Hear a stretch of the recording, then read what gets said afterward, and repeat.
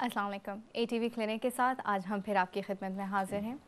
आज का मौजू हमारा दमे की बीमारी के ऊपर है और दमे की बीमारी पे बात करना इसलिए अहम है क्योंकि WHO के मुताबिक कम से कम 30 करोड़ लोग मुतासर हैं।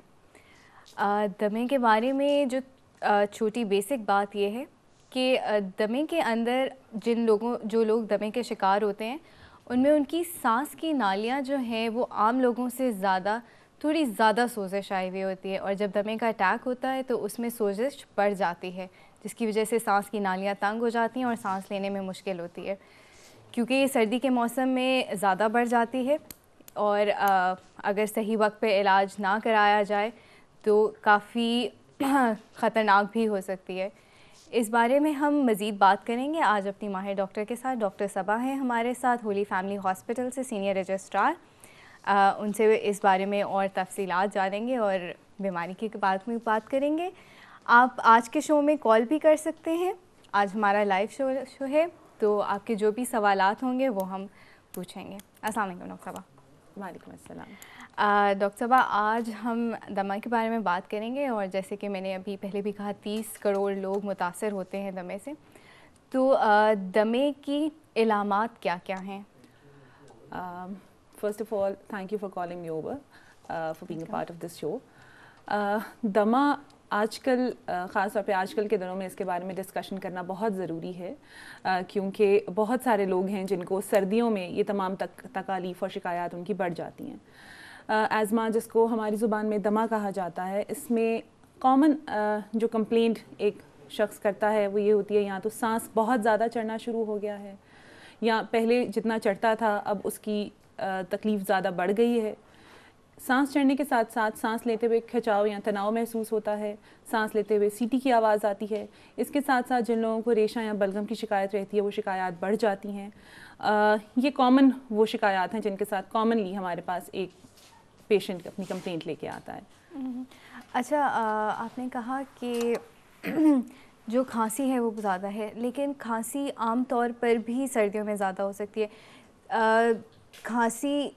आम खांसी नज़ले ज़ुकाम की वजह से हो रही है या दमे की वजह से हो रही है, इसमें कोई फ़र्क है? इसमें फ़र्क करना बहुत आसान है हर एक के लिए, घर पे बैठ के भी। वो इस तरह से कि नज़ला ज़ुकाम इतना प्रोलॉन्ग्ड या बहुत बार बार आपको एक ही सर्दी में 4 या 5 दफ़ा वो अटैक नहीं लेके आता। वो यूजुअली 1 या 2 दफ़ा होता है, फैमिली हिस्ट्री होती है, घर में और लोग इन्वॉल्व हुए होते हैं। लेकिन जिन लोगों को दमे की शिकायत हो रही होती है उसमें अक्सर औक़ात या तो बचपन से ये अलामात चलती हुई आ रही होती हैं और अक्सर लोगों को ये 40 साल की उम्र के बाद कम भी हो जाती हैं या ख़त्म हो जाती हैं। एंड अदर वे अराउंड, कुछ लोगों को बचपन में बिल्कुल नहीं होता और बाद में आहिस्ता आहिस्ता ये वाली तकालीफ बढ़ना शुरू हो जाती हैं। So it's not a one time symptom, it's a disease process जिससे पेशेंट गुजर रहा होता है और बड़े लंबा अरसा ये अलामात रहेंगी। अच्छा, जो एक दमे के बारे में मिसकंसेप्शन है या जो गलत फहमियाँ हैं लोगों की, वो ये है कि फैमिली में दमा रन करता है कि नहीं। अगर किसी एक को है तो बाकियों को हो सकता है। फैमिली हिस्ट्री कितनी इम्पोर्टेंट है इसके लिए? फैमिली हिस्ट्री को सारे के सारी ये तकालीफ एट्रीब्यूटेबल नहीं है। उसकी वजह ये है कि बहुत से लोग पाकिस्तान में ख़ास तौर पे इसको स्टिग्मा के तौर पे लेते हैं। हस्पताल में भी जब आएंगे तो डॉक्टर तक को बताते हुए झिझकते हैं। अगर उनसे पूछा जाए कि आपको सांस की तकालीफ कब से हैं तो वो हमेशा यही कहेंगे, नहीं नहीं, ये हमारी ख़ानदानी बीमारी नहीं है, या हमारे ख़ानदान में किसी को आज तक दमा नहीं हुआ। सो ये बताना लोगों को बहुत ज़रूरी है कि दमे को एक स्टिग्मा के तौर पर लेना छोड़ दें। दमा लाइलाज नहीं है। ये 2 मिसकंसेप्शंस हैं, people have to come over it. And जब कभी भी अलामात जो हमने बताई हैं जिसमें सांस का चढ़ना, सांस में खिंचाव या सांस में सीटी की आवाज़ आना, अगर ये वाली अलामात आपको बार बार रहती हैं तो ज़रूर अपने डॉक्टर से रजू करें। अच्छा, दमे की बहुत सारी किस्में भी हैं, ज़रूरी नहीं है हर किसी को एक ही किस्म का हो, तो ये कौन कौन सी किस्में हैं? और मुझे अजीब सी आदत है 2 सवाल साथ करने की। इसके अंदर कौन से ऐसे फैक्टर्स हैं जिसकी वजह से दमे की शिद्दत बढ़ जाती है?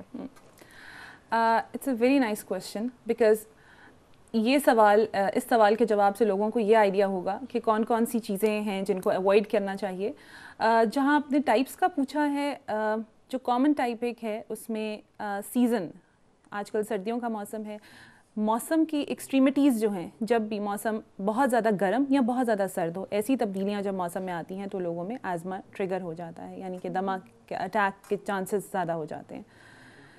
جہاں موسم ہے اس کے علاوہ دوسری آکوپیشنل، یعنی کہ بہت سے لوگ ایسی فیکٹریز یا ملز میں کام کرتے ہیں جہاں ان کا ایکسپوئر کچھ ایسے ڈسٹ یا ایسے پولنز یا ڈسٹ مائٹس وغیرہ سے ہو سکتا ہے جہاں پہ یہ ایگریویٹ ہو جائے. اسی طرح کپاس یا اس سے ریلیٹڈ چیزوں میں کام کرنے والے جو کاشتکار حضرات ہیں ان کو بھی یہ تکالیف ہو سکتی ہیں. سو یہ 3-4 چیزیں ہیں جو ذہن میں رکھنی چاہیے. اس کے علاوہ کچھ لوگوں کو آل اراؤنڈ دا ایئر وہ بالکل ٹھیک رہتے ہیں، ورزش کرنے سے ان کی علامات بڑھ جاتی ہیں، جیسے ایکسرسائز انڈیوسڈ ایزما کہتے ہیں. سو یہ چند چھوٹی چھوٹی ٹائپس ہیں. آپ نے ایکسرسائز انڈیوسڈ آزما کی بات کی. ایکسرسائز انڈیوسڈ آزما کے اندر جو لوگ پرون ہیں، جن کو آزما ہو سکتا ہے، ان کو ساری ایکسرسائزز سے ہوگا یا there are certain things they can do? کچھ وہ ایسے کام کر سکتے ہیں جس کی وجہ سے وہ ایکسرسائز بھی کر سکیں اور آزما سے بھی بچ سکیں؟ ایک چیز جو بہت ضروری ہے جاننا وہ یہ کہ دمہ is not a contraindication to activity. You can lead a perfectly healthy life asthmatic ہوتے ہوئے بھی. ٹھیک، تمام ایکسرسائزز سے نہیں ہوتا. وہ ایکسرسائزز جن میں آپ کو ایکسیسو لانگ ڈیوریشن کے لیے موبلٹی چاہیے ہو، اس میں آپ کو پرابلم آ سکتی ہے. But those exercises which include short bursts of activity جیسے ہائکنگ یا swimming, they can be quite healthy for your asthma. Prolonged exercises میں مسل فٹیگ ہونے کے چانسز زیادہ ہیں. پلس ایک عام انسان کی جب اس طرح کی کوئی بہت زیادہ اوور ایکٹیو یا زیلس قسم کی ایکٹیویٹی کر رہا ہوتا ہے تو ہماری اپنی آکسیجن ریکوائرمنٹ بڑھ جاتی ہے. تو اس دوران صرف یہ خیال رکھنا ہے کہ آپ اگر کوئی دوا یا کوئی علاج پہلے سے لے رہے ہیں دمے کے لیے تو وہ احتیاطی تدابیر اس ایکسرسائز کو شروع کرنے سے پہلے لے لی جائیں. اچھا ڈاکٹر صاحبہ، ایک اور الرجنس کی ہم بات کر رہے تھے، یا جو فیکٹرز جو ٹریگر کر رہے ہیں اس کے اندر آپ نے کہا کہ آکوپیشنل ہو سکتا ہے، اگر کچھ پری ڈسپوزڈ ڈسٹ کے ساتھ اس سے ہو سکتا ہے، پولن کے ساتھ ہے. اس کے علاوہ جو اسموکنگ ہے، کیونکہ اسموکنگ بہت کامن ہے، سگریٹ نوشی بہت زیادہ لوگ کرتے ہیں، اس کا کتنا افیکٹ ہے آزما کے اوپر؟ اور گھروں میں جس طرح ہوتا ہے کہ پیسو اسموکنگ کا کانسیپٹ سگریٹ نوشی سے بھی زیادہ ہے، کہ وہ لوگ جو سگریٹ نہیں پیتے اور اگر وہ کسی ایسے انسان کے ساتھ بیٹھے ہیں جو سگریٹ پی رہے ہیں تو وہ آٹومیٹکلی وہ بھی ایکویلنٹ ہے کہ وہ بھی پی رہے ہیں. ان دونوں کا جو ہے وہ کتنا افیکٹ ہوگا آزما کے اوپر؟ اسموکنگ، جہاں اسموکر جو خود اسموک اندر انہیل کر رہا ہے اپنے آپ کو نقصان پہنچا رہا ہوتا ہے، اس سے ڈبل نقصان شاید وہ اپنے ارد گرد بیٹھے ہوئے لوگوں کو پہنچا رہا ہوتا ہے. وہ تمام کارسینوجنز اور اسموک انہیلنٹ ایجنٹس جو وہ اپنے سانس کے ساتھ اندر لے کے جاتا ہے، اس کا بہت سارا حصہ وہ اپنی ایکسپائریشن باہر دوسروں کو بھی منتقل کر رہا ہوتا ہے. تو smoking can definitely trigger asthma. اور جن لوگوں کو دمے کی شکایت ہے ان کو سب سے پہلی چیز جو کرنی چاہیے، وہ اگر وہ پہلے سگریٹ نوشی کرتے ہیں تو اب پلیز اس کو چھوڑ دیں، اس کو مطلب کوئٹ اسموکنگ، دیٹس اٹ.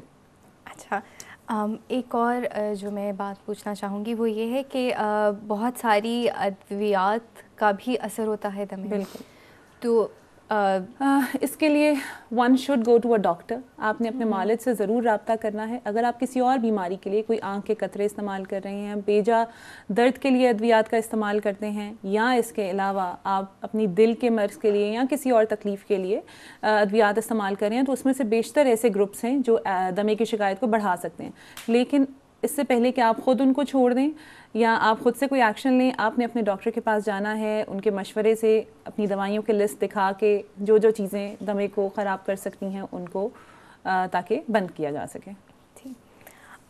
اسی کے ساتھ ہم ایک چھوٹی سی بریک پہ جائیں گے، لیکن بریک پہ جانے سے پہلے کیونکہ یہ لائیو شو ہے اور آپ لائیو کالز کر سکتے ہیں، آپ کے دماغ میں آپ کے پاس جو بھی دمے سے ریلیٹڈ کوئی بھی سوال ہے آپ پوچھ سکتے ہیں.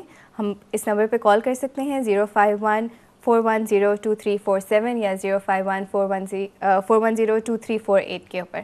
ہم ایک چھوٹی سی بریک سے واپس آتے ہیں اور مزید سوالات کریں گے. بہت شکریہ.